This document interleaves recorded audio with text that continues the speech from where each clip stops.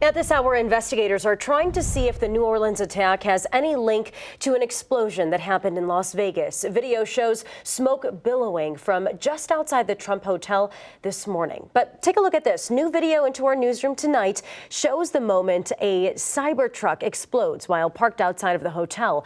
The driver died at the scene. 7 others were injured because of this blast. Investigators believe the truck was loaded with fireworks, gas tanks, and camping fuel. They're seeing if this is terror related too. We believe this is an isolated incident. We do not believe that there's a bunch of folks out there supporting this or helping this, and we don't believe that there's any other danger to the community right now. But again, over the next few hours and days, we will continue to do our best to research that as much as we can and get to the bottom of this, and we won't stop until we're 100% certain as to what happened and why.